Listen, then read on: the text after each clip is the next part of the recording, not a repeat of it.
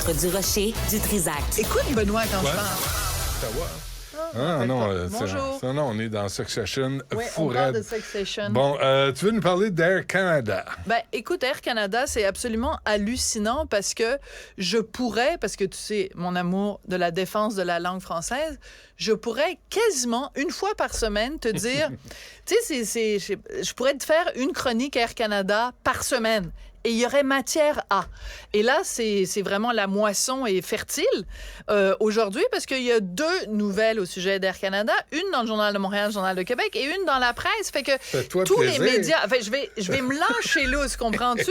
Ça va exploser de tous les côtés. Alors, la première nouvelle, donc c'est dans le Journal de Montréal, un monsieur qui voulait prendre l'avion avec Air Canada au départ de Québec en plus. C'est important de le mentionner parce que quand parce que de façon générale, il y a plus de gens unilingues francophones à Québec qu'il y en a à Montréal. Mais de toute façon, le monsieur en question, il est parfaitement bilingue, mais donc, il rentre dans l'avion d'Air Canada et il est dans la section affaires. Et là, l'agente de bord arrive et lui parle en anglais. Donc, lui, il dit, je veux que vous me parliez en français. Puis elle dit, je peux pas vous parler en français, je parle pas cette langue-là. Fait qu'elle va chercher quelqu'un d'autre qui dit, je peux vous traduire, puis tout ça. Puis il dit, c'est pas ça que je veux, moi. Je veux être servi en français. Fait ils lui répondent, dans la section où vous êtes, il n'y a pas de personnel qui parle bilingue. Les personnes bilingues, il y en a sur le vol, mais ils sont pas dans la même section que vous. Fait que là, le monsieur commence à s'énerver en disant, je réclame d'être servi en français. Et il s'est fait répondre par les gens, va falloir que vous quittiez. Parce qu'il était un élément perturbateur.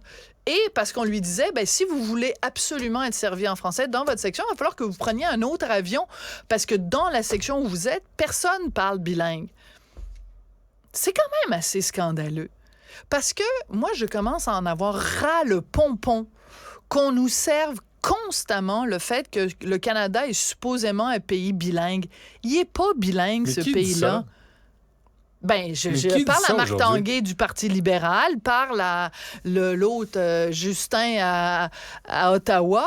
Il faut arrêter avec cette illusion, cette poudre aux yeux qu'on vit dans un pays bilingue. C'est faux. Tu devrais l'inviter, Marc Tanguay, pour lui poser la question.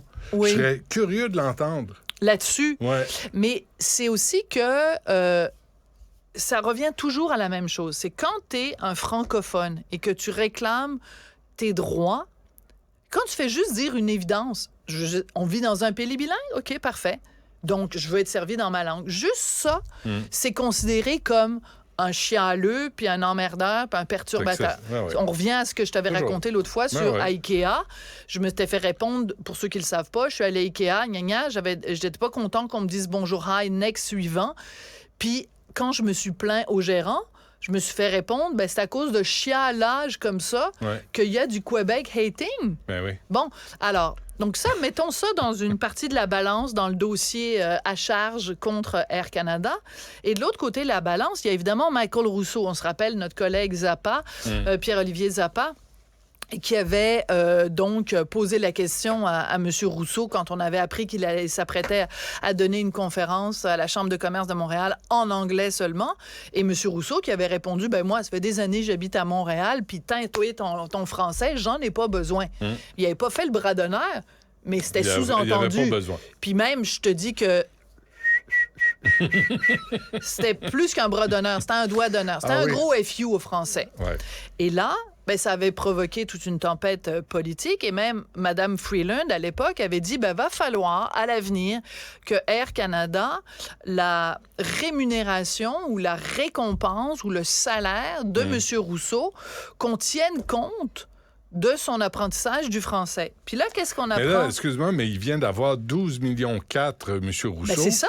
Et ils ont une dette de 187 millions, Air Canada. Oh oui, mais ça, c'est pas grave, on lui envoie des bonis. En juillet 2022, oui. juste en juillet, il y avait eu 2000 plaintes Oui. Pour Air Canada. Mais, Ben ça, oui, mais on non, le récompense. hein. Benoît, mais t'es tellement pisse-vinaigre. Mais je sais, je Mais sais. Benoît, je sais. sois Regarde positif, l'odeur. sois zen. Regarde, sans Ça, c'est ton pipi sans le vinaigre. Ça sent Tu le es vinaigre. Je pisse-vinaigre. le sais.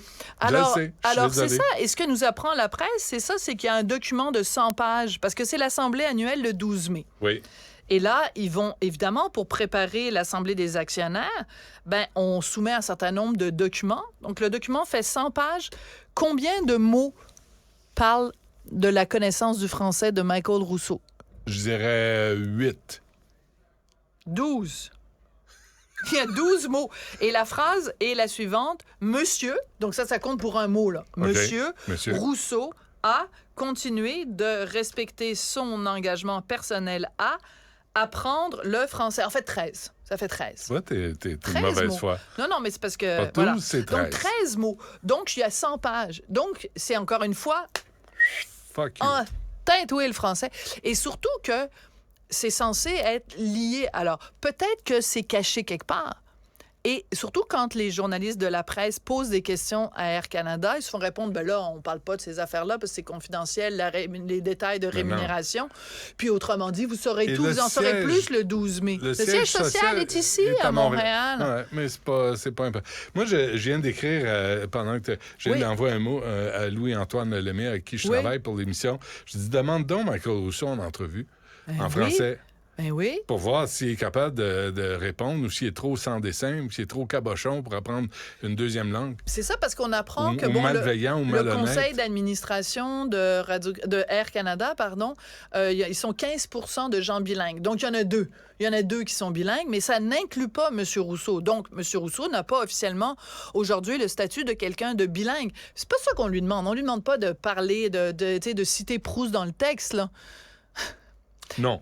Mais on lui demande d'arrêter de faire prout au français, par contre. Oui. Ça comprends-tu? Oui, donc j'ai compris. C'est subtil. C'est trop subtil. C'est trop théâtral pour moi, ça. Non, c'est quand même. Ça me c'est parce laisse que sur j'essaie le trottoir. d'élever la discussion, puis de citer l'auteur. Non, même pas, ça donne rien. Ici, essaye Peine même perdue. pas. Peine perdue. Ça Mais tout donne ça pour dire que moi, je suis pas du genre à appeler les gens à boycotter, puis tout ça.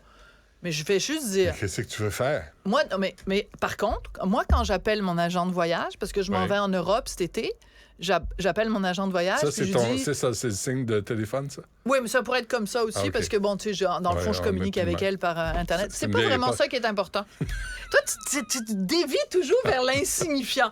Concentre-toi sur le signifiant, s'il te plaît. Non, c'est trop de Arrête tes insignifiances. Non, j'ai fait ma carrière là-dessus. Ouais, j'arrêterai pas. Un petit cerveau reptilien, là. Tu sais, comme un chien, là, quand il voit un écureuil. Oh!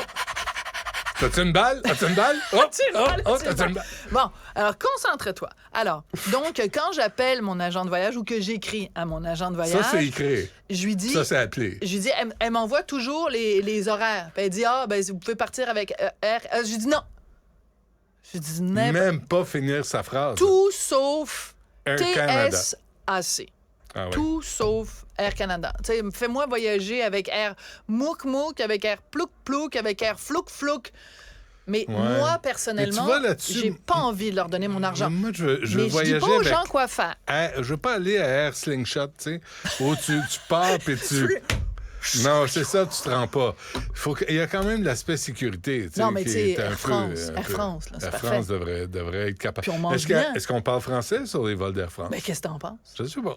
Je pose la question. Non, et moi, ça me fait marrer en plus. Excuse-moi, je vais prendre 30 secondes du temps d'Alexandre.